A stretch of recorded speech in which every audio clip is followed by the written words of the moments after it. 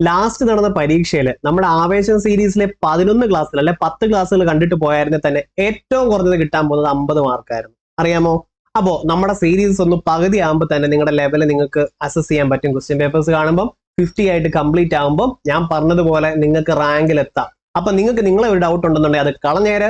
Last നടന്ന question paper നമ്മൾ ചെയ്തു നോക്കാൻ എന്നിട്ട് നമ്മുടെ ഈ ആവേശം സീരീസിന്റെ 50 ഡേയ്സ് ചാലഞ്ചിന് ഒരു വില നിങ്ങൾ അങ്ങിട്ടാൽ മതി, ഒരു മാർക്ക് നിങ്ങൾ അങ്ങിടണം. അപ്പൊ നമുക്ക് തുടങ്ങാം. ലാസ്റ്റ് ഇപ്പൊ നമ്മൾ ചെയ്യാൻ പോകുന്ന ക്വസ്റ്റ്യൻ പേപ്പറിന്റെ കോഡ് കൊടുത്തിട്ടുണ്ട്. തുടങ്ങിയാലോ?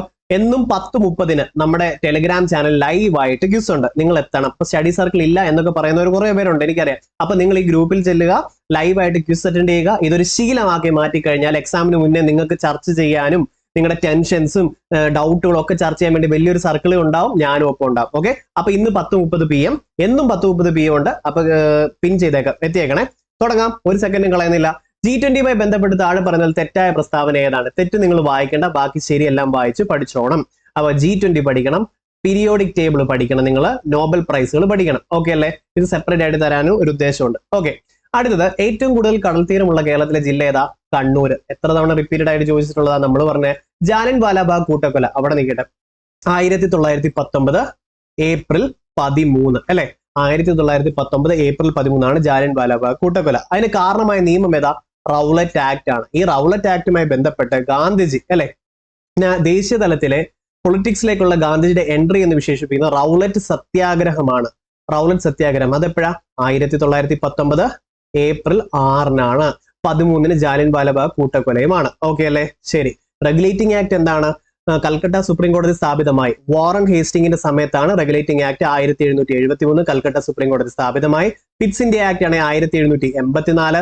ചാർട്ടർ ആക്ടുകളാണെങ്കിൽ 3 ഉണ്ട്.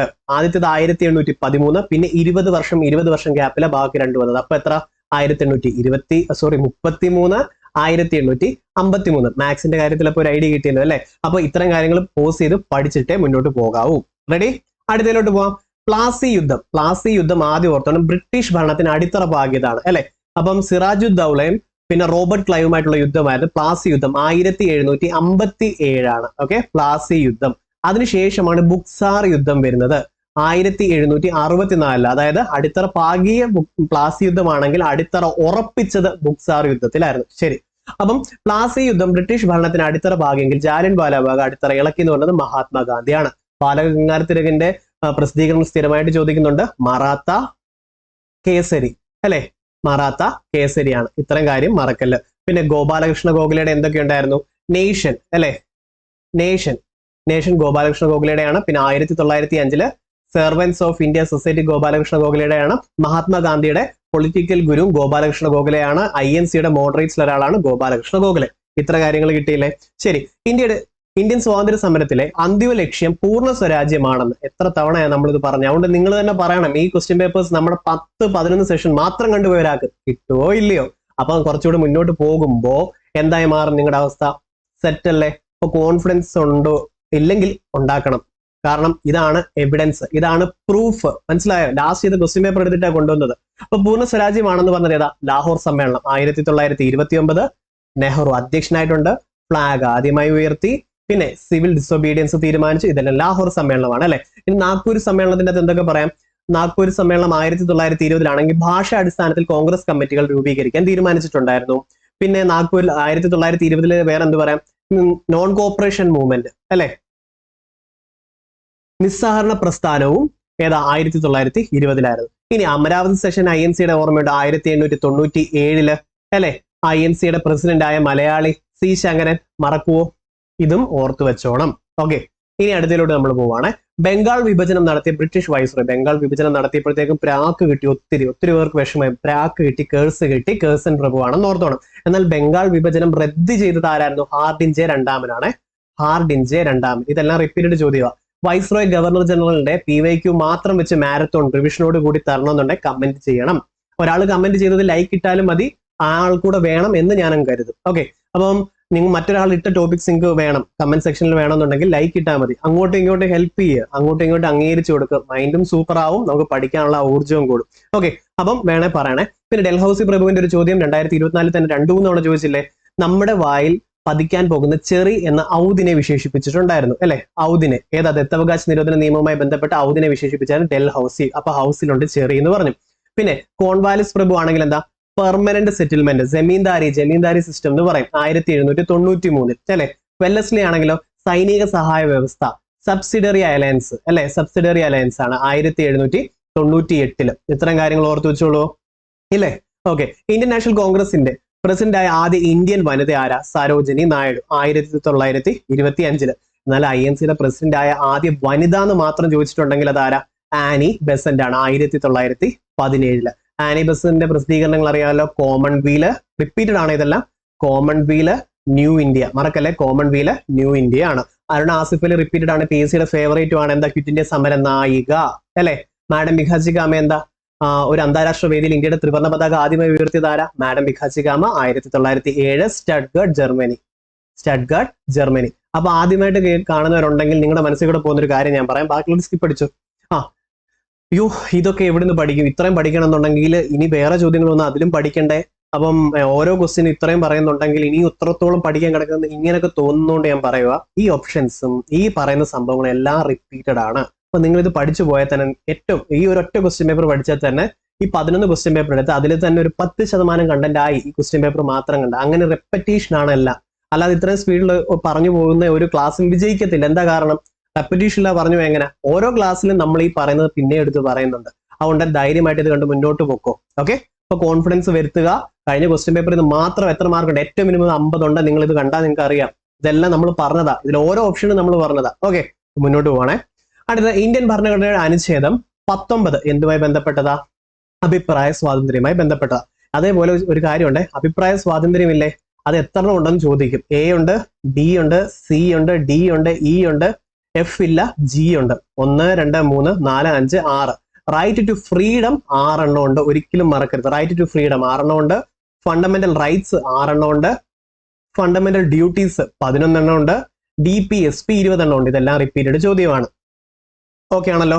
മതസ്വാതന്ത്ര്യവുമായി ബന്ധപ്പെട്ടത് എവിടെ തൊട്ട് എവിടെ വരെയാ? 25 മുതൽ 28 വരെ. ഭരണഘടനാപരമായ പ്രതിവിധിക്കുള്ളതോ 32. റൈറ്റ് ടു കോൺസ്റ്റിറ്റ്യൂഷണൽ റെമഡി എത്ര? ഒരു പ്രാണി പറക്കുന്നു 32-ലാണ് അല്ലെ. ഇതിനെയാണ് ഭീംറാവ് അംബേദ്കർ ഹൃദയമാത്മാവ് എന്ന് വിശേഷിപ്പിച്ചത്. അതുമല്ല, സുപ്രീം കോടതി റിറ്റ് ഇഷ്യൂ ചെയ്യുന്നത് ഏത് ആർട്ടിക്കിൾ ഉപയോഗിച്ചാൽ 32-ആണ്.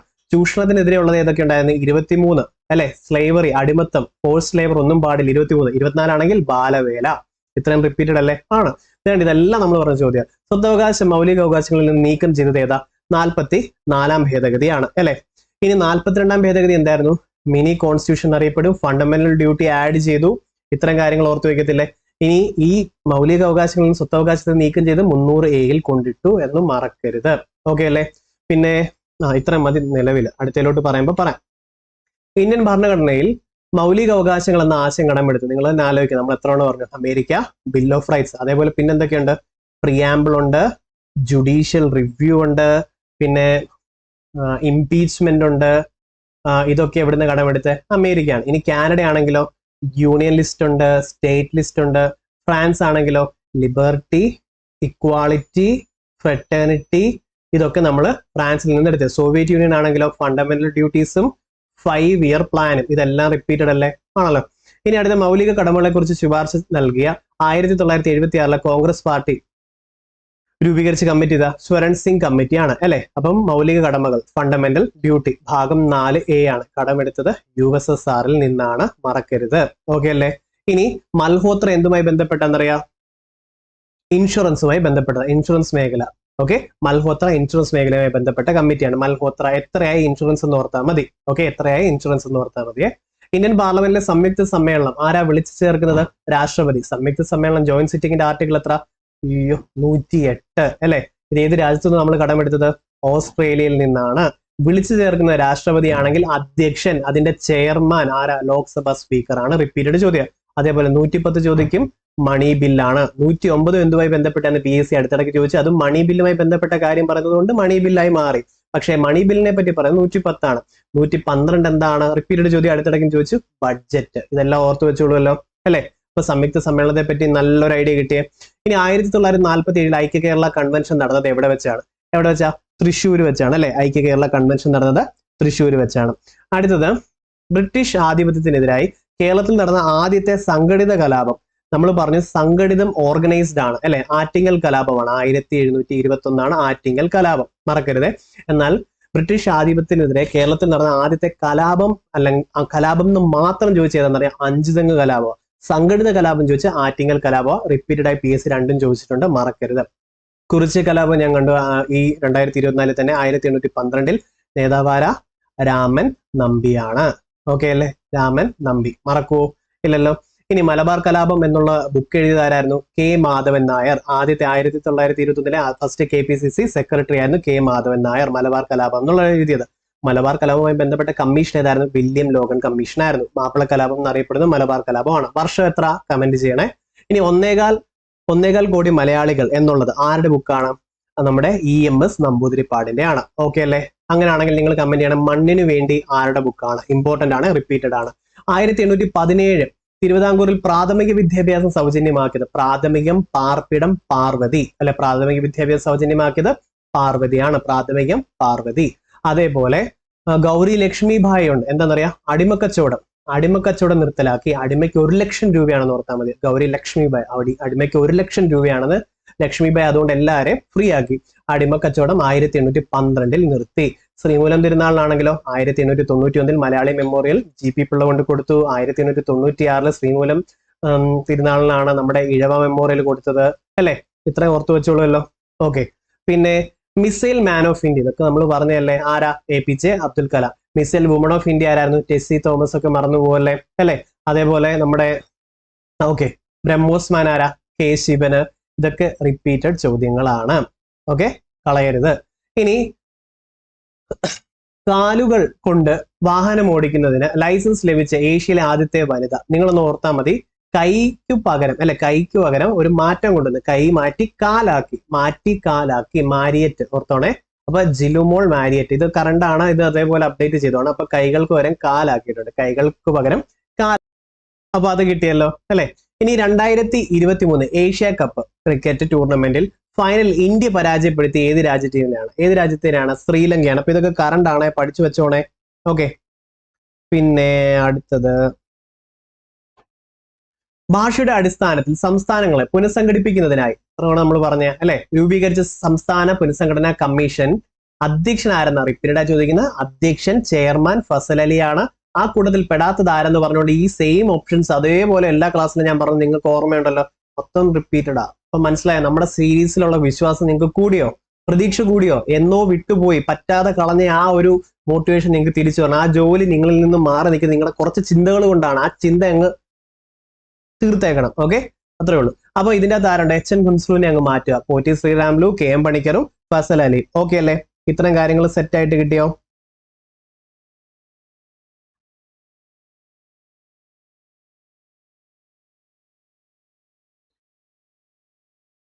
HN കുൻസ്ലു ഉണ്ട്, ഇപ്പം ഫസൽ അലി, പിന്നെ KM പണിക്കറുണ്ട്, മലയാളി ആയിട്ടുള്ളത് അല്ലെ. KM പണിക്കറുണ്ട്, മറക്കരുത്. പിന്നെ പോറ്റി ശ്രീറാമുലു. HN കുൻസ്ലുവിനെ ഞാൻ ഓപ്ഷനിൽ എപ്പോഴും പറയുന്നത് കാരണം ഈ പുള്ളി ഉൾപ്പെടെ ഉണ്ട്. പോറ്റി ശ്രീറാമുലുവിനെ ഓപ്ഷനിൽ തരുന്നതാണ്, മറക്കരുത്. ഉൾപ്പെടാത്ത വ്യക്തി പോറ്റി ശ്രീറാമുലു ആണ്. അപ്പൊ പറഞ്ഞത് തിരുത്തിക്കോണം.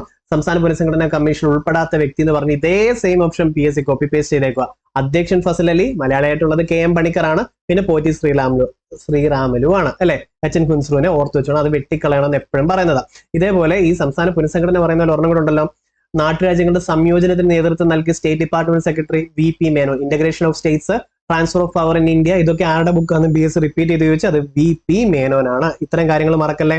ഓക്കെ. ഇനി ഇന്ത്യയുടെ വിദേശ നയത്തില് പ്രധാന തത്വങ്ങൾ ഉൾപ്പെടുന്നവ ഏതെല്ലാം? ഇത് റിപ്പീറ്റഡ് ചോദ്യമാണ്. വിദേശ നയവുമായി ബന്ധപ്പെട്ട് ചേരിചേരാ നയം അല്ലെ. ചേരിചേരാ നയം. പിന്നെ ഈ ചേരിചേരാ നയത്തിന്റെ ഫസ്റ്റ് സമ്മേളനം ഏതായിരുന്നു? ബെൽഗ്രേഡ് അല്ലെ. ബെൽഗ്രേഡും ബാങ്തുങ് സമ്മേളനങ്ങളും ഓർത്തു വെച്ചോണം. ഓക്കെ.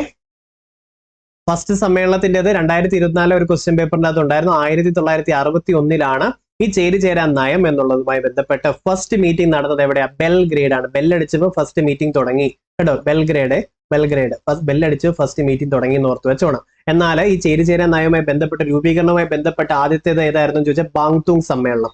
ഓക്കെ, ഇത് രൂപീകരിക്കാൻ തീരുമാനിച്ച സമ്മേളനമാണ് ബാങ്തുങ്. എന്നാൽ ചേരിചേരാ നയത്തിന്റെ ഫസ്റ്റ് സമ്മേളനമാണ് ബെൽഗ്രേഡ്. ബെല്ലടിച്ചപ്പോൾ സമ്മേളനം തുടങ്ങി 1961 കേട്ടോ. സമാധാനപരമായ സഹവർത്തിത്വം, പീസ്ഫുൾ കോ എക്സിസ്റ്റൻസ്, ഐക്യരാഷ്ട്ര സഭയിലുള്ള വിശ്വാസം അല്ലെ, സ്വാശ്രയത്വം ഒക്കെ എന്തായിരുന്നു? 5-year പ്ലാനിന്റെ ലക്ഷ്യങ്ങളുള്ളതായിരുന്നു. ഓർമ്മയുണ്ടല്ലോ? അപ്പൊ 4 ഈ കൂട്ടത്തിൽ പെടാത്തത്. 4 ക്യാൻസൽ ചെയ്ത് കളഞ്ഞാൽ തന്നെ ശരിയായിട്ടുള്ളത് കിട്ടും. അപ്പൊ വിദേശ നയവുമായി ബന്ധപ്പെട്ടത് കണ്ടല്ലോ. ഇനി അടുത്ത 2ാം ലോക മഹായുദ്ധവുമായി ബന്ധപ്പെട്ട് രൂപീകരിച്ച സൈനിക സഖ്യമായ അച്ചുതണ്ട് ശക്തികളിൽ ഉൾപ്പെട്ട രാജ്യം ഏതെല്ലാം? അപ്പൊ ഈ കൂട്ടത്തിൽ ഉൾപ്പെട്ട രാജ്യങ്ങൾ ഏതൊക്കെയാണ്? ജർമ്മനി, ഓസ്ട്രോ ഹംഗറി, ഇറ്റലിയുമാണ് അല്ലെ.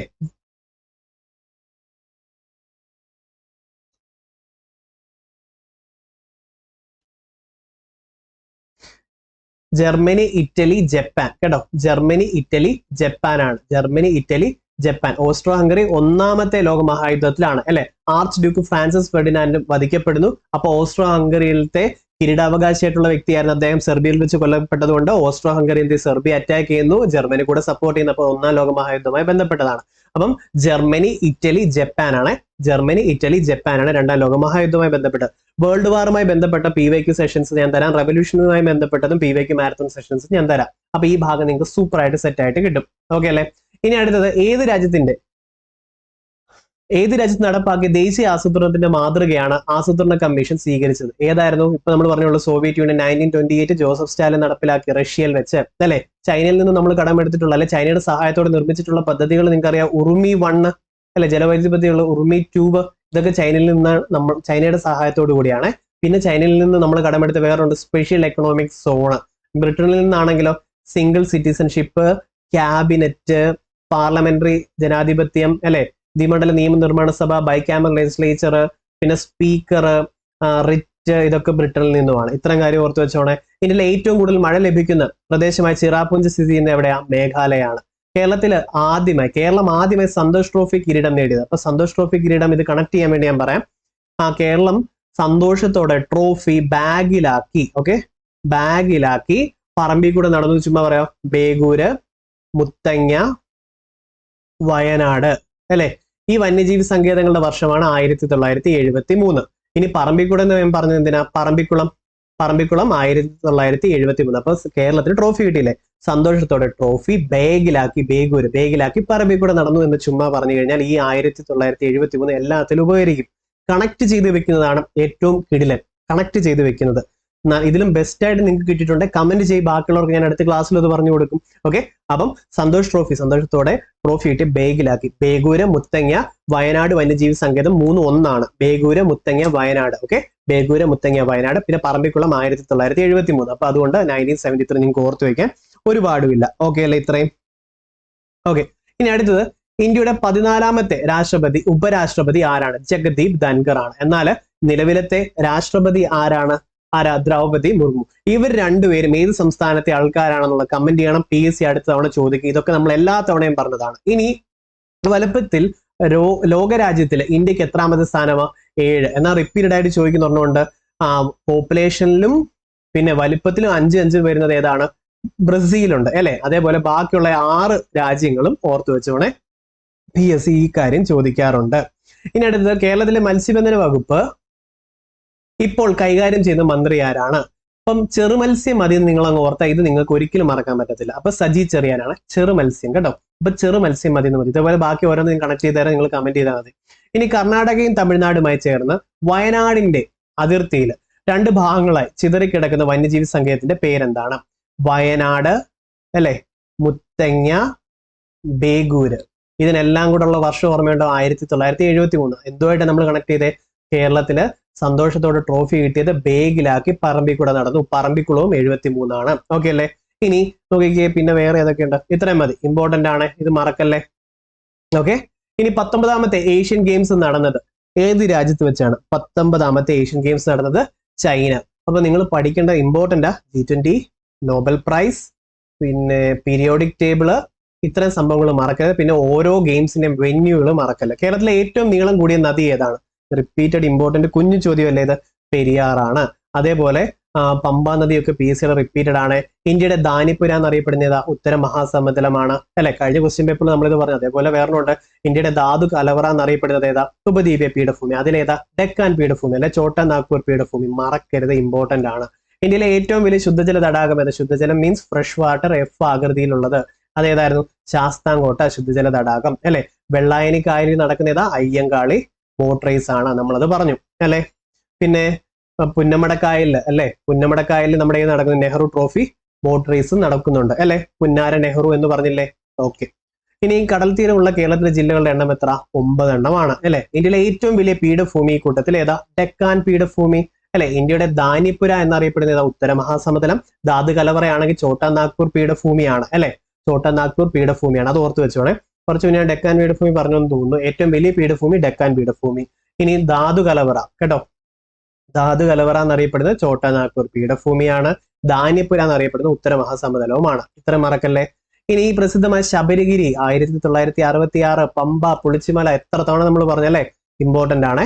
അപ്പം ഈ പമ്പയുടെ പോഷക നദികൾ കമന്റ് ചെയ്യുക, പെരിയാറിന്റെയും കമന്റ് ചെയ്യുക. കാരണം PSC ചോദിച്ച് ഈ 2 വർഷമായിട്ട് ഇമ്പോർട്ടന്റ് ആയിട്ട് ചോദിക്കുന്നു. ഇതിനെ മാത്രം നിങ്ങൾ ഫുള്ള് പഠിച്ചിട്ട് പോകണം. പോഷക നദികൾ കമന്റ് ചെയ്യണം. ഓക്കെ, ശരി. ഇനി തെക്കേ അറ്റം അല്ലെ, ഇന്ത്യയുടെ തെക്കേ അറ്റമായി കണക്കാക്കുന്ന താഴെ തന്നിട്ടുള്ളവയിൽ ഏതാണ്? ഇന്ത്യയുടെ തെക്കേ അറ്റം അല്ലെ, ഇന്ദിരാ പോയിന്റ് ആണ്. ഓക്കെ, ഇന്ദിരാ പോയിന്റ് ആണ്. മറക്കുവോ ഇന്ദിരാ പോയിന്റ്? എന്നാൽ നോർത്ത് മോസ്റ്റ് പോയിന്റ് ഏതാണ്? ഓക്കെ, വടക്കേ അറ്റം അല്ലെങ്കിൽ നോർത്ത് മോസ്റ്റ് പോയിന്റ്. അവിടെ എന്താണ്? കാശ്മീർ ഒക്കെ അല്ലേ, ഭയങ്കര തണുപ്പല്ലേ, കോൾഡ് അല്ലേ. അപ്പൊ ഇത് ഓർത്തോ, ഇന്ദിര കോളാണ്. ഓക്കെ, ഇന്ദിര കോളാണ്. എന്നാൽ ഇന്ത്യയുടെ തെക്കേ അറ്റമാണ് ഇന്ദിര പോയിന്റ് ആണ്. ഓക്കെ ആണോ? ഇന്ത്യയുടെ കിഴക്കേ അറ്റം കിബുത്തു, ഇന്ത്യയുടെ പടിഞ്ഞാറേ അറ്റം ഓക്കെ വെസ്റ്റ് മോസ്റ്റ് പോയിന്റ് ആണെങ്കിൽ ഗുഹാർ മോത്തിയുമാണ്. ഇത്രയും മറക്കില്ല. അപ്പൊ ഇന്ത്യയുടെ നോക്കിക്കേ, ഇന്ത്യയുടെ ഈസ്റ്റ്, വെസ്റ്റ്, നോർത്ത്, സൗത്ത്. ഇന്ത്യയുടെ ഈസ്റ്റ് ഭാഗത്തെ അറ്റം ചോദിച്ചു കഴിഞ്ഞാൽ കിബുത്തു, കിഴക്ക് കിബുത്തു. വെസ്റ്റ് ആണെങ്കിൽ അവിടെ ഗുജറാത്ത് ആണ്, അതുകൊണ്ട് ഗുഹാർ മോത്തി. നോർത്ത് ആണെങ്കിൽ ഭയങ്കര തണുപ്പാണ്, അവിടെ Indira call. Okay, Indira call. South most point ആണെങ്കിൽ ഇന്ദിര പോയിന്റ് ആണ്. ഇത് ഓക്കെ അല്ലേ? ഇത്ര സെറ്റ് അല്ലേ? ഓക്കെ.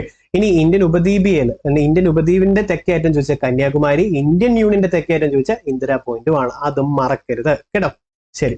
ഇനി അടുത്തത്, കേരളത്തിലെ ഏറ്റവും ചെറിയ ജില്ല ഏതാണ്? കേരളത്തിലെ ഏറ്റവും ചെറിയ ജില്ല ആലപ്പുഴയല്ലേ അല്ലെ? ഏറ്റവും വലിയ ജില്ല ഏതാ? അതും PSC അടുത്തിടയ്ക്ക് ചോദിച്ചു. ഇത് നമ്മൾ റിപ്പീറ്റ് ചെയ്ത് പറഞ്ഞാണല്ലോ. ആ ഇടുക്കി പോയിട്ടുണ്ടോ? അതുമായി ബന്ധപ്പെട്ട്, ഏലവുമായി ബന്ധപ്പെട്ടും PSC അടുത്തിടയ്ക്ക് ഒരു ക്വസ്റ്റ്യൻ ചോദിച്ചിട്ടുണ്ട്. എന്ത് ടൈപ്പ് ഓഫ് മണ്ണാണ് വേണ്ടതെന്നാ ചോദിച്ചത്. ഓക്കെ ആണോ?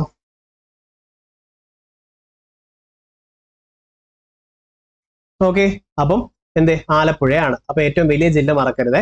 ഇനി നെഹ്റു ട്രോഫി വള്ളംകളി പുന്നാര നെഹ്റു അല്ലേ അല്ലെ? അപ്പൊ പുന്നമട കായൽ ഓർത്ത് വെച്ചോണം. അഷ്ടമുടി ആണെങ്കിൽ പ്രസിഡന്റിനെ ഇഷ്ടമാണ്. President trophy Ashtamudi, president trophy Ashtamudi. പിന്നെ വെള്ളായനിക്കായലാണെങ്കിൽ അയ്യങ്കാളി. ഓക്കെ, അയ്യങ്കാളിയാണ്. അയ്യങ്കാളി ബോട്ട് റേസ് ആണ്. ഇത്രയും സെറ്റ് അല്ലേ? ഇനി അടുത്തത്, കേരളത്തിലെ ഗ്രാമപഞ്ചായത്തുകളുടെ എണ്ണം കഴിഞ്ഞ ക്വസ്റ്റ്യൻ പേപ്പറിൽ പറഞ്ഞതാ. ഇനി എടുത്തെടുത്ത് ഞാൻ പറയുന്നില്ല. 941 ഏറ്റവും കൂടുതൽ ഗ്രാമപഞ്ചായത്ത് ഉള്ളതും PYQ ആയിരുന്നു. എവിടെ ആയിരുന്നത്? മലപ്പുറമായിരുന്നു അല്ലെ? മലപ്പുറമായിരുന്നു. അത് നമ്മൾ ചെയ്തിട്ടുണ്ടായിരുന്നു. ഇത് ഇത്ര ഓക്കെ ആണോ?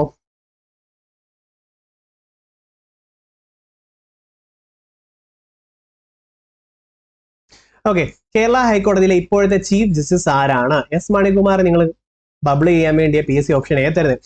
ഇന്നു മുതൽ നിങ്ങൾ ബൈഹാർട്ട് ആക്കേണ്ട ഒരു റൂൾ ആണ് ഇത്. നിങ്ങൾ ആരെങ്കിലും ഒരാൾ, ക്ലാസ് ഇഷ്ടപ്പെട്ട ഒരാൾ ലൈക്കും അടിച്ച് കമന്റും ചെയ്ത് കഴിഞ്ഞാൽ ഇനി എന്ത് ചെയ്യണം എന്നറിയത്തില്ല, ഇഷ്ടം പ്രകടിപ്പിക്കാൻ.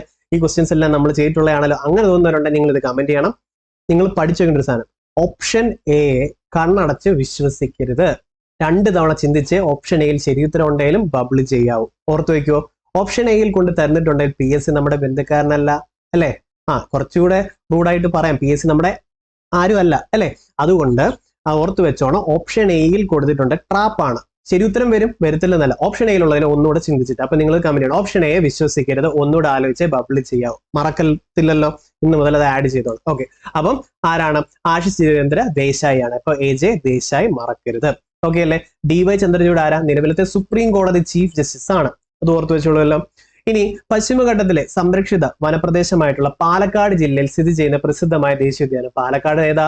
സൈലന്റ് വാലി ദേശീയോദ്യാനമായി പ്രഖ്യാപിച്ചത് 1984 ഇന്ദിരാഗാന്ധിയും, എന്നാൽ ഉദ്ഘാടനം ചെയ്തത് 1985 രാജീവ് ഗാന്ധിയുമാണ്. ആനമുടി ശോല, മത്തിക്കെട്ടാൻ ശോല, പാമ്പാടി ശോല ഇതെല്ലാം 2003 ആണ് അല്ലെ? 2003 ഇനി ഒന്നുകൂടെ ഉള്ളൂ. പാമ്പാടി ശോല ഏറ്റവും ചെറുതേതാ?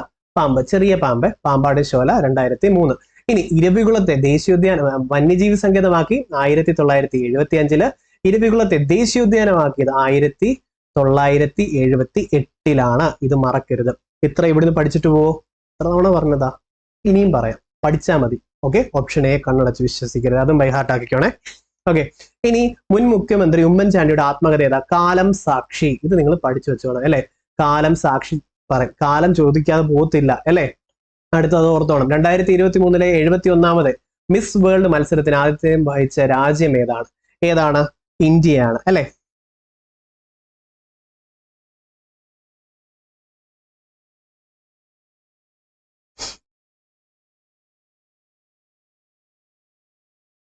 റെഡി?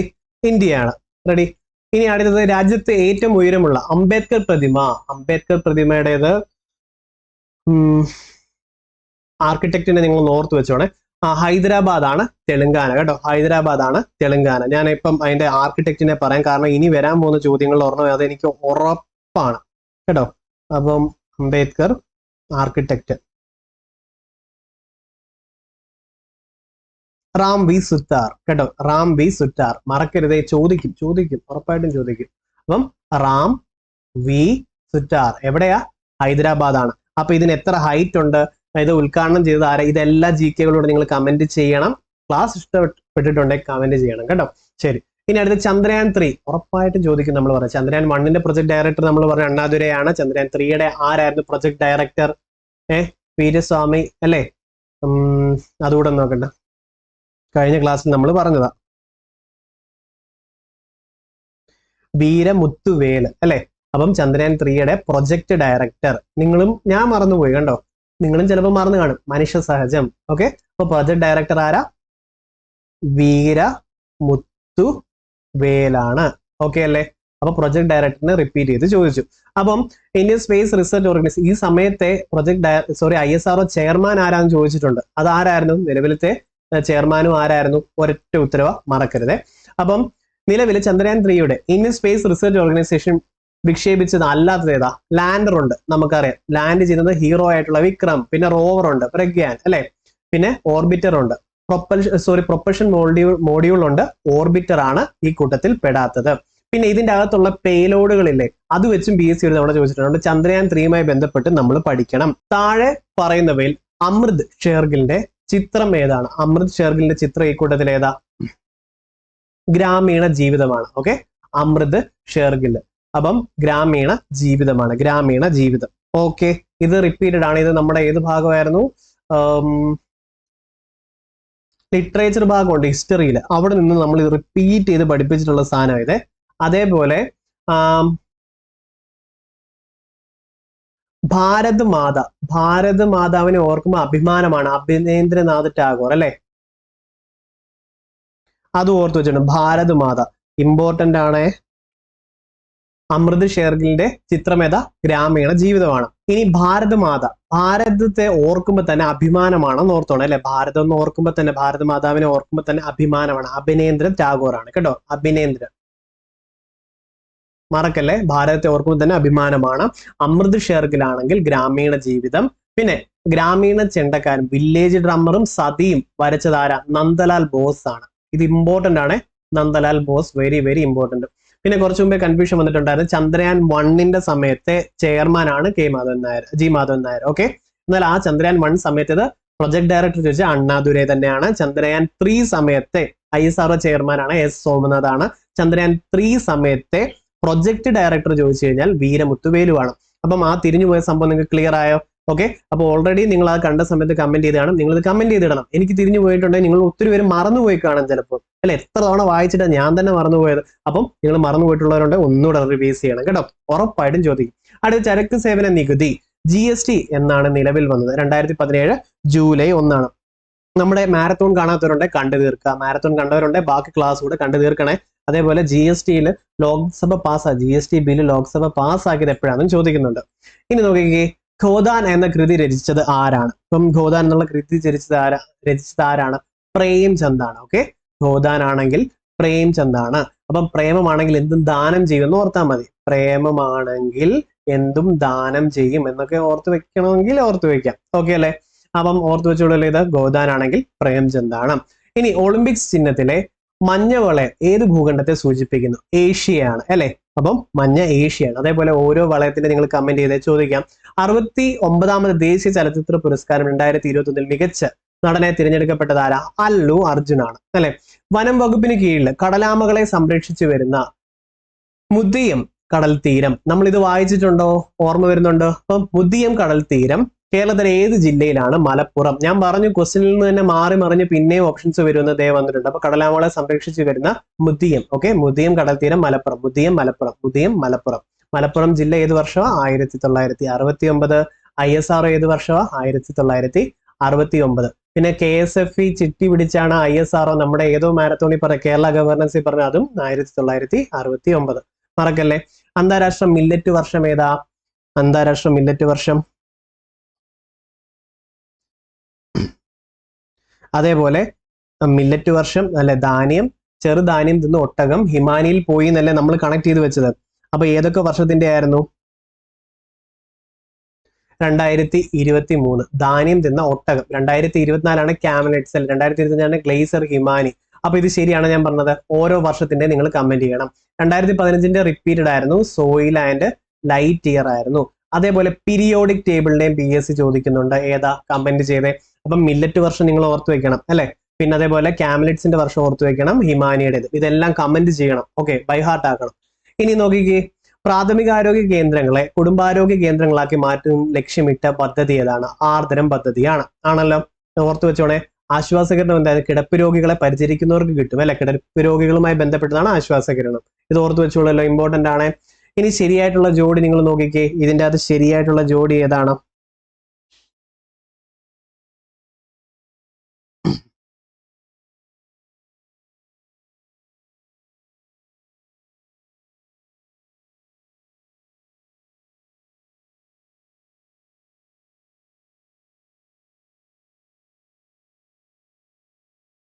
കോമ്പല്ല്, കാനയൻ അല്ലെ. ആഹാര വസ്തുക്കൾ കടിച്ചു കീറാൻ ഉപയോഗിക്കുന്നു. ഇതല്ലേ ശരി അല്ലെ.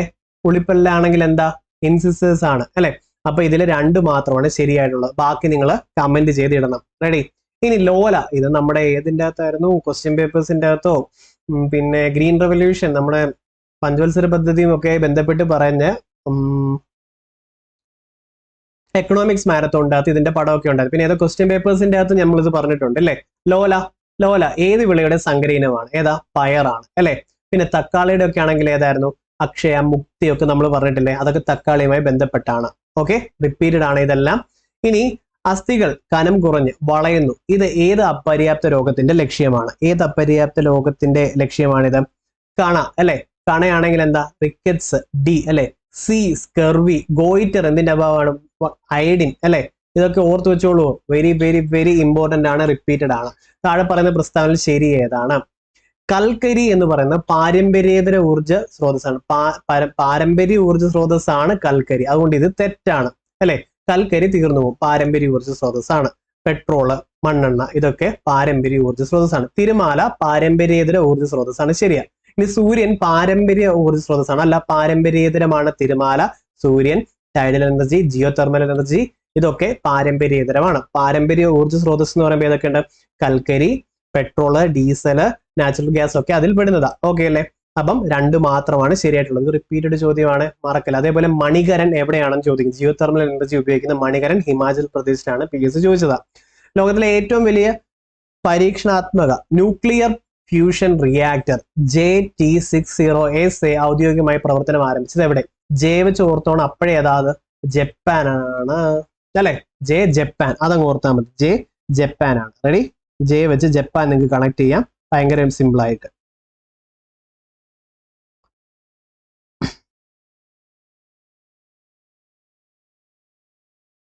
ജപ്പാനെ കാണുന്നില്ലല്ലോ. ഓക്കെ, ഇനി അടുത്തത്. ഇതുവരെ നിർമ്മിച്ചതിൽ വെച്ച് ഏറ്റവും വലിയ ബഹിരാകാശ ദൂരദർശിനിയായിട്ടുള്ള ജെയിംസ് വെബ് അല്ലെ. ജെയിംസ് വെബ് ബഹിരാകാശ ദൂരദർശിനിയുടെ സവിശേഷതകൾ ഉൾപ്പെടാത്തത് ഏത്? ഉൾപ്പെടാത്തത് ഏതാണ്? അപ്പൊ ഉൾപ്പെടാത്തത് ഇതാണെങ്കിൽ നിങ്ങൾ ഇത് വായിക്കേണ്ട. ഉൾപ്പെട്ടതൊക്കെ ഒന്ന് വായിച്ചേ. ഹബിൾ ദൂരദർശിനിയുടെ പരിധിയേക്കാൾ 100 മടങ്ങ് അല്ലെ മങ്ങിയ വസ്തുക്കളെ നിരീക്ഷിക്കുവാൻ കഴിയും ജെയിംസ് വെബ് ബഹിരാകാശ ദൂരദർശിനിക്ക്. ഓർത്ത് വെച്ചോളൂ, ഹബിളിനേക്കാളും പവർഫുൾ ആണ് ജെയിംസ് വെബ്. ഹബിളിനേക്കാളും 100 ഇരട്ടി പവർഫുൾ ആണ് ജെയിംസ് വെബ്. ഉപഗ്രഹങ്ങൾ, ഗ്രഹങ്ങൾ, ചിഹ്നഗ്രഹങ്ങൾ ഇതൊക്കെ നിരീക്ഷിക്കാൻ പറ്റും. പിന്നെ ഇനി താരാപഥങ്ങളുടെ രൂപീകരണം പഠിക്കുകയും നിരീക്ഷിക്കുകയും ചെയ്യും. ഈ 3 ഓർത്ത് വെച്ചോണം. ഓക്കെ അല്ലേ? റെഡി. അടുത്തത് മിക്സി പ്രവർത്തിക്കുമ്പോൾ ഉണ്ടാകുന്ന ഊർജ്ജമാറ്റം. ഇത് ഇമ്പോർട്ടന്റ് ആയിട്ട് റിപ്പീറ്റഡ് ആയിട്ട് എപ്പോഴും പറയുന്നതാണ്. എന്തൊക്കെ വരും? മിക്സി ഓൺ ആക്കുമ്പോൾ സൗണ്ടും വരും, ഹീറ്റും വരും, പിന്നെ ഇലക്ട്രിക് എനർജി എന്താവും? മെക്കാനിക്കൽ എനർജി ആവും. വൈദ്യോർജ്ജം യാന്ത്രികോർജ്ജവും ശബ്ദോർജ്ജവുമായി മാറുന്നു. ഇവിടെ ഹീറ്റ് പറഞ്ഞാലും ഓക്കെ അല്ലേ? റെഡി. ഇനി മൈക്രോസ്കോപ്പ്, ടെലിസ്കോപ്പ്, ക്യാമറ, ഓക്കെ, ഇതൊക്കെ മുതലായവ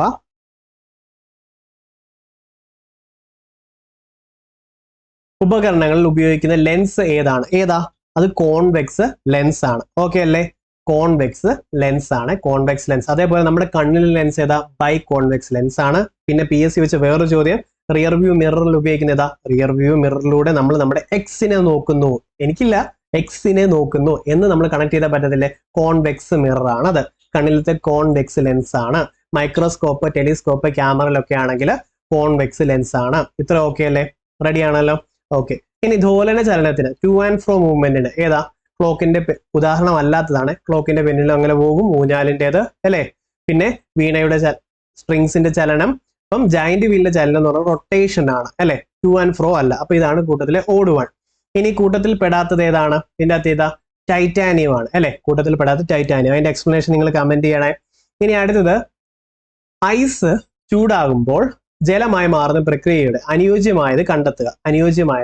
എന്താ കാര്യം? കണികകളുടെ ഊർജം കൂടുന്നു. ശരിയല്ലേ? ഇനി കണികൾ തമ്മിലുള്ള അകലവും കൂടുന്നു, കണികൾ തമ്മിലുള്ള ആകർഷണം കുറയുന്നു, കണികളുടെ ചലനം കുറയുന്നതല്ല കൂടുന്നു. അപ്പൊ 4 തെറ്റാണ്, ബാക്കിയെല്ലാം ശരിയാണ്. 1, 2, 3 ശരിയാണ്. ഓക്കെ അല്ലേ? ഇനി അടുത്തത്, കുട്ടികളിൽ ഒളിഞ്ഞിരിക്കുന്ന കുഷ്ഠരോഗ ലക്ഷണങ്ങൾ കണ്ടെത്താൻ കേരള സർക്കാർ ആവിഷ്കരിച്ച പദ്ധതിയുടെ പേരെന്താണ്?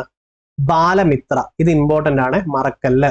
അതേപോലെ 18 വയസ്സിൽ താഴെയുള്ള കുട്ടികളുടെ ചികിത്സ സഹായവുമായി ബന്ധപ്പെട്ടത് ഏതായിരുന്നു? ഓർമ്മയുണ്ടോ? താലോലം, മറക്കല്ല. പിന്നെ ഹൃദയം, ഇതുപോലെ ഹൃദ്രോഗവുമായി ബന്ധപ്പെട്ടതാണ് അല്ലെ? പിന്നെ അതേപോലെ കഴിഞ്ഞ ക്വസ്റ്റ്യൻ പേപ്പറിൽ ഏതോ ഓർമ്മ ഇതുമായി ബന്ധപ്പെട്ട് നമ്മൾ ഒരെണ്ണം പഠിച്ചു, എന്നിട്ട് പറഞ്ഞ് ഇത് ഓർത്ത് വെച്ചോണേ. നിങ്ങൾക്ക് അത് ഓർമ്മ കിട്ടിക്കാണും, നിങ്ങൾ കമന്റ് ചെയ്യുക. ഓക്കെ. അപ്പൊ കുഷ്ഠരോഗ ലക്ഷണങ്ങൾ കണ്ടെത്താൻ കേരള സർക്കാർ ആവിഷ്കരിച്ച പദ്ധതി ബാലമിത്ര. ഓക്കെ, ബാലമിത്ര ഓർത്ത് വെച്ചോണം. റെഡി. ഇനി താഴെ പറഞ്ഞതിൽ ഏത് മാർഗത്തിലൂടെയാണ് എയ്ഡ്സ് രോഗം പകരുന്നില്ല? ഏതാ? കൊതുക്, ഈച്ച തുടങ്ങിയത് ഇതിലൂടെ പകരുന്നില്ല. ബാക്കി 3 പകരുന്നുണ്ട്, വായിച്ചോണം അല്ലെ? ലൈംഗിക ബന്ധങ്ങൾ അമ്മയിൽ നിന്നും കുഞ്ഞിലേക്ക് സിറിഞ്ചൊക്കെ ഉപയോഗിച്ചാൽ അല്ലെ, റിപ്പീറ്റ് ചെയ്ത് ഉപയോഗിച്ചാൽ. സിയാച്ചിൽ ആദ്യമായി നിയമിതയായ വനിതാ മെഡിക്കൽ ഓഫീസർ ഇക്കൂട്ടത്തിൽ ആരാ? ക്യാപ്റ്റൻ ഗീതിക കൗൾ ആണ്. ഓക്കെ, captain Geethika Koul by heart ചെയ്തോണേ. നാഷണൽ ക്രൈം റെക്കോർഡ് ബ്യൂറോയുടെ റിപ്പോർട്ട് പ്രകാരം ഏറ്റവും സുരക്ഷിതമായ ഇന്ത്യയുടെ നഗരം എന്ന ബഹുമതി നേടിയ നഗരം ഏതാണ്? കൊൽക്കത്ത. ഇതും നമ്മൾ പഠിച്ചിട്ടുള്ളതാണ്, എന്താ പറയാ, ഇമ്പോർട്ടന്റ് ആയിട്ട് മാറി. അതേപോലെ കേരളത്തിൽ നിന്ന് കോഴിക്കോടും ടോപ്പ് 10 ലിസ്റ്റിൽ വന്നിട്ടുണ്ട്. അപ്പൊ ഇതും ചോദിക്കാവുന്നതാണ്. ഇത് റിപ്പീറ്റഡ് അല്ലേ? ഈ എന്താ പറയാ, നാഷണൽ ക്രൈം റെക്കോർഡ് ബ്യൂറോയുടെ റിപ്പോർട്ട് റിപ്പീറ്റഡ് അല്ലേ? ആണ്, അത്രേ ഉള്ളത്. ഇനി സംസ്ഥാന സർക്കാരിന് കീഴിലെ ആദ്യത്തെ സ്പൈസസ് പാർക്ക് അല്ലെ? ആദ്യത്തെ സ്പൈസസ് പാർക്ക് ആരംഭിച്ചത് എവിടെ? സ്പൈസസ് പാർക്ക് തുടങ്ങി നോർത്താൽ മതി. അപ്പൊ തുടങ്ങനാടാണ്. ഓക്കെ, തുടങ്ങനാടാണ് ഇടുക്കി. കോഴിക്കോടാണെങ്കിൽ ഏതായിരുന്നു? സുഗന്ധവിള ഗവേഷണ കേന്ദ്രം അല്ലെ? ഓടക്കാലി ആണെങ്കിലോ ഓട് പുല്ലേന്നോ ഒക്കെ ഞാൻ കണക്ട് ചെയ്ത് വെച്ചത്. അപ്പം പുൽത്തൈല ഗവേഷണമാണ് ഓടക്കാലി. ഇതൊക്കെ ഓർത്ത് വെച്ചോണം കേട്ടോ. പിന്നെ വേറെ ഏതായിരുന്നു? കാപ്പി ആണെങ്കിൽ ചുണ്ടേല്. പിന്നെ അങ്ങനെ ഓരോന്നും ഉണ്ട്. ഇതെല്ലാം ഇമ്പോർട്ടന്റ് ആയിട്ടുള്ളത്. ഒരൊറ്റ ക്ലാസ് തരാം, ഒരു 4 മിനിറ്റ് കൂടിപ്പോ അതും വരത്തുള്ളൂ. ഓക്കെ അല്ലേ? സുഗന്ധവിള ഗവേഷണം കോഴിക്കോട്. പിന്നെ വേറെ എന്തൊക്കെയായിരുന്നു? കേന്ദ്ര ഏലമാണെങ്കിൽ മയിലാടുംപാറ. കേരളത്തിലെ ഏല ഗവേഷണമാണെങ്കിൽ പാമ്പാടുംപാറ. ഇതൊക്കെയാണ് ഇമ്പോർട്ടന്റ് ആയിട്ടുള്ളത്. ഒന്നുകൂടെ റെഫർ ചെയ്തോണം. അത് ഞാൻ കമന്റ് ചെയ്തിട്ട് അതിലെന്തെങ്കിലും മാറ്റം ഉണ്ടെങ്കിൽ. ഓക്കെ. ഇനി ഓൺലൈൻ ഗെയിമുകൾ സർക്കാർ ഏർപ്പെടുത്തിയ നികുതി എത്രയാണ്? ഓൺലൈൻ ഗെയിമുകൾക്ക് നേരത്തെ 18%, അതിൽ നിന്നും ഇൻക്രീസ് ചെയ്ത് 28-ൽ വന്ന് നിന്നു. ഓക്കെ, ഓൺലൈൻ ഗെയിമുകൾക്ക് 28% ഇൻക്രീസ് ചെയ്തു. പിന്നെ അതേപോലെ PSC ചോദിക്കുന്ന പറഞ്ഞുകൊണ്ട് GSTയിലെ നോർമൽ സ്ലാബ് എത്രയാണ്? നോർമൽ GST റേറ്റ് എത്രയാണ്? ഡിഫോൾട്ട് ആയിട്ടുള്ള GST റേറ്റ് 18%. ഇമ്പോർട്ടന്റ്, മറക്കരുത്. അതേപോലെ GSTക്ക് എത്ര സ്ലാബ് റേറ്റ് ഉണ്ടെന്ന് അറിയാം? 5, 0, ഓക്കെ, 5, 12, 18, 28. ഇതിലെ 18 ഡിഫോൾട്ട് അല്ലെങ്കിൽ നോർമൽ. ഓൺലൈൻ ഗെയിമിങ്ങുകളുടെ കൂട്ടിയിട്ടുണ്ട്, 28% ആക്കിയിട്ടുണ്ട്. ഓക്കെ അല്ലേ? പിന്നെ GSTയുടെ ബ്രാൻഡ് അംബാസിഡർ അമിതാഭ് ബച്ചൻ ആണ്. GST കൗൺസിൽ 279A ആണ് ആർട്ടിക്കിള്, അല്ലെ? ഓർത്ത് വെച്ചോളൂല്ലോ. ഇനി അടുത്തത് ഒറ്റപ്പെട്ടത് കണ്ടെത്തുക. ഈ കൂട്ടത്തിൽ എന്താ? ക്ഷയം ബാക്ടീരിയ കാരണം, എലിപ്പനി ബാക്ടീരിയ കാരണമാണ്, അല്ലെ? ഡിഫ്തീരിയം ബാക്ടീരിയ കാരണം, ചിക്കൻ ബോക്സ് വൈറസ് ആണ്. ഇമ്പോർട്ടന്റ് ആണോ? എപ്പോഴും പറഞ്ഞല്ലേ. ഇനി നിപ്പ വൈറസിന്റെ വാഹക ജീവി ഏതാണ്? ഈ കൂട്ടത്തിലെ വവ്വാലാണ്. എന്ന് വായിച്ച് നാക്കുളുക്കാൻ വയ്യ, ഓൾറെഡി ഒത്തിരി ലേറ്റ് ആയിപ്പോയി മഴ കാരണം, അതുകൊണ്ടാണ് ഈ സ്പീഡിൽ പോകുന്നത്. ഇനി അടുത്തത് B11529 എന്നുള്ള എന്തിന്റെ വേരിയന്റ് ആണെന്ന് PSC ചോദിച്ചു. അത് ഒമിക്രോൺ ആണ്. അത് ഒമിക്രോണുമാണ്, ഇമ്പോർട്ടന്റ് ആണ്. അടുത്തത് ഇൻസുലിന്റെ ഉൽപാദനം നടക്കാത്തത് മൂലമോ ഉൽപാദിക്കപ്പെടുന്ന ഇൻസുലിൻ പ്രവർത്തിക്കാത്തത് മൂലമോ ഉണ്ടാകുന്ന രോഗാവസ്ഥ ഏതാണ്? എന്താ? ഡയബറ്റിസ് മെലിറ്റസ് ആണ്, അല്ലെ? ഡയബറ്റിസ് മെലിറ്റസ് ആണ്, ഓർത്ത് വെച്ചോണം. ഇൻസിപ്പിഡസ് അല്ല. ഓക്കെ അല്ലെ? ഇമ്പോർട്ടന്റ് ആണ്, ഇത് ഓർത്തോണം. ഇനി രക്തത്തിലെ ഹീമോഗ്ലോബിൻ നമ്മൾ പറഞ്ഞിട്ടുള്ള എന്തുണ്ട്? ഇരുമ്പ്. എന്നാൽ ക്ലോറോഫിൽ ഏതായിരുന്നു? മഗ്നീഷ്യം. ഇതൊക്കെ നമ്മൾ റിപ്പീറ്റ് ചെയ്തതാണോ? നിങ്ങൾ ആലോചിച്ചാൽ മതി. രക്തസമ്മർദ്ദം അളക്കാൻ ഉപയോഗിക്കുന്ന ഉപകരണം ഇതിലേതാ? സിഗ്മാമോമീറ്റർ ആണ്, അല്ലെ? സ്റ്റെതസ്കോപ്പ് ആണെങ്കിലോ ഹാർട്ട് ബീറ്റ് ആണ്. തെർമോമീറ്റർ ആണ് ഹീറ്റ്, ലാക്ടോമീറ്റർ ആണെങ്കിൽ പാലിന്റെ പ്യൂരിറ്റി. റെഡി? രക്തത്തിൽ കൊഴുപ്പിന്റെ അളവ് കൂടിയാൽ ഉണ്ടാകാൻ സാധ്യത ഇല്ലാത്തത് ഈ കൂട്ടത്തിൽ ഏതാ? പ്രമേഹമാണ്, അല്ലെ? ഇനി എയ്ഡ്സ് രോഗത്തിന് കാരണമായ HIV ഏത് രോഗകോശങ്ങളെയാണ് ബാധിക്കുന്നത്? ലിംഫോസൈറ്റിനെയാണ്, അല്ലെ? ലിംഫോസൈറ്റിനെയാണ് ബാധിക്കുന്നത്. റെട്രോ വൈറസ് എന്തുമായി ബന്ധപ്പെട്ടതാ? അതേപോലെ western blot test, ELISA test ഒക്കെ എന്തുമായി ബന്ധപ്പെട്ടതാ? ഓർത്തെ, ഇമ്പോർട്ടന്റ് ആണ്. ഇനി സ്കൂൾ വിദ്യാർത്ഥികൾ അയൺ, അല്ലെ? അയൺ ആൻഡ് ഫോളിക് ആസിഡ്, അല്ലെ? ഫോളിക് ആസിഡ് ഗുളിക വിതരണം ചെയ്യുന്ന സർക്കാർ പദ്ധതിയുടെ പേരെന്താണ്? Weekly iron and folic WIFS full form നോക്കട്ടെ. എന്തായാലും FS ഫോളിക് അല്ലേ? കിട്ടിയില്ലേ? Weekly iron and folic acid supplementation ആണ് WIFS. ഓർത്ത് വെച്ചോളൂ, ഇതിന് നിങ്ങൾ മറക്കത്തില്ലല്ലോ, അല്ലെ? അതേപോലെ ഒളിഞ്ഞിരിക്കുന്ന കുഷ്ഠരോഗവുമായി ബന്ധപ്പെട്ടത് ഏതായിരുന്നു? ബാലമിത്രയുമായിരുന്നു, അതും മറക്കരുത്. ഓക്കെ, അപ്പൊ ഇത്തരം സംഭവങ്ങൾ സെറ്റ് ആയിട്ട് കിട്ടിയോ? അപ്പൊ നമ്മുടെ ഈ ക്വസ്റ്റ്യൻ പേപ്പറിൽ നിന്ന് എത്ര ക്വസ്റ്റ്യൻസ് ആണ് ഈ എന്താ പറയാ നമ്മുടെ ഇത്രയും ചലഞ്ച് സീരീസ് കണ്ടുവന്നാൽ കിട്ടും എന്നുള്ളത് നിങ്ങൾക്ക് മനസ്സിലായല്ലോ. അപ്പൊ ഓരോ ക്വസ്റ്റ്യൻസ് ഇനി അടുത്ത് കൊണ്ടുവരും, ഞാൻ ഡിഫിക്കൽറ്റി കൂട്ടും, ഇടയ്ക്ക് സിമ്പിൾ ആക്കാം, എന്നിട്ട് റിലേറ്റഡ് ഫാക്ട് ഇവിടെ പറഞ്ഞു പോകുമ്പോൾ നിങ്ങൾക്ക് കിട്ടും. ഈ ക്ലാസ്സുകൾ നമ്മുടെ ചലഞ്ച് സീരീസ് കാണാത്തവരുണ്ട് കണ്ടു തീർക്കുക. ക്ലാസ് ആദ്യമായിട്ട് കണ്ടിട്ടുണ്ടെങ്കിൽ സബ്സ്ക്രൈബ് ചെയ്യുക. നമ്മുടെ ഗ്രൂപ്പിൽ ഇന്ന് 10:30 ഇതിന്റെ ലൈവ് ക്യൂസ് ഉണ്ടായിരിക്കും. പിന്നെ ക്ലാസ് ഇഷ്ടപ്പെട്ടാൽ ലൈക്ക് ചെയ്യണം, എന്തെങ്കിലും സജഷൻസ് ഉണ്ടെങ്കിൽ പറയണം. ഓക്കെ, പിന്നെ ഈ സ്പീഡിൽ ഇത്രയും റിപ്പീറ്റ് ചെയ്തു പോകുന്ന, ഇത്രയും കണ്ടൻസുകൾ റിവിഷനും ചെയ്തു പോകുന്ന നിങ്ങൾ വേറെ എങ്ങും കണ്ടിട്ടില്ലായിരിക്കും എന്നാണ് എൻ്റെ ഒരു വിശ്വാസം. അപ്പൊ അങ്ങനെ പറഞ്ഞു പോകുമ്പോൾ ചിലതൊക്കെ നമ്മൾ വിട്ടു, അല്ലെങ്കിൽ പറഞ്ഞത് ഓർക്കാതെ മാറി പറയും. അങ്ങനെ എന്തെങ്കിലും നിങ്ങൾ ശ്രദ്ധപ്പെട്ടിട്ടുണ്ടെങ്കിൽ കമന്റ് ചെയ്യണേ കേട്ടോ, ഞാനത് പിൻ ചെയ്ത് വെച്ചേക്കാം.